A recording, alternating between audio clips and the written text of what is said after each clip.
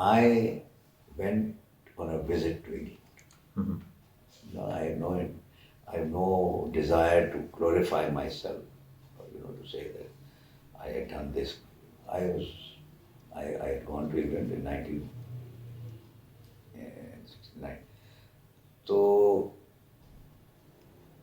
one day news came to me, my wife rang me and she said, our house has been raided and missiles and ammunition has been recovered from this room.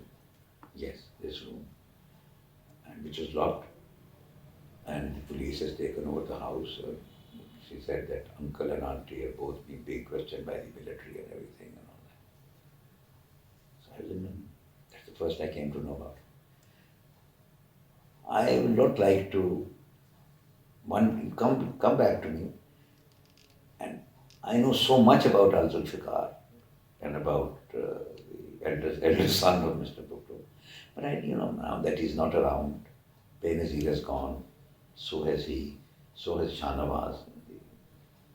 I don't want to smear their reputations or their names, no. But I blame myself because, as I said, look at the times I was living in. There was Yasser Arafat, there was the Latin American guerrilla movements. Oh my God! If somebody from the, and in any case, Benazir is not around, Mm-hmm. and Murtaza Bhutto's brother has died, his elder sister has died. There are not very many people in Pakistan who at the time were with Al-Zulfiqar. Mm-hmm. So I don't know, everybody has his own, perception about how that was being done and it would have succeeded eventually. I think it was a non-starter, Mm-hmm. right? The only thing was that at the time of the Afghan war, you see missiles and all sorts of Kalashnikovs and whatever else, they were easily available, you see. Mm-hmm. And somehow, whoever were people whom I knew, they became associated with what was going on in Afghanistan. I wasn't here at the time. So, access to arms such as, rifles and things and bombs and all that, it became that much easier, you see. Mm-hmm.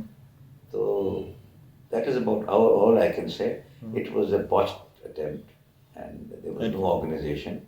You see, I had met with even with the PLO people and the Irish in England when I was in exile. They were well organized, you see. There were offices, there were teleprinters going on. Mm-hmm. Although, maybe they were keeping, keeping a record of activities meant to be shown to the British intelligence, Mm-hmm. and there was one for themselves. But there was some sort of level of organization even in Ireland. But this was, Al-Zulfiqar didn't have that. let me tell you, I think Al-Zulfiqar was born because not very many people agree with me, but Bhutto was grandly admired by the leaders of third world countries. Bhutto was a phenomenal man, yeah. See, I'm not a beneficiary, yes, I am been at pains to tell you. No plot of land, no scholarship, nothing, no money, no nothing. I did not come back till 1994. Mm. Many years, 6-7 years I stayed there. So, but that was not. Even if you ask me now, I wouldn't do it again. Mm. Even if I did something, Mm-hmm. I would not involve myself because the attempts are too amateurish. I should have realized my reading was not, as good as it is now. I should have thought that people like Gaddafi, what can they do except send us a few petrodollars or whatever it is. So no, it was all a botched up attempt. There were no political activities. This all nonsense, it's hodgepodge. It's a load of whatever else, whatever you want to call it. Benazir landed up in England, right? And so they all got around her.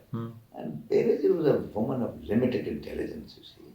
Yes, she was Bhutto's daughter, but that's about all that she was. She was no Indira Gandhi, for example. She didn't have to, for so many years, she did not have to go to the hustings and fight elections. You see, everything fell into her lap. But most of them were economic refugees.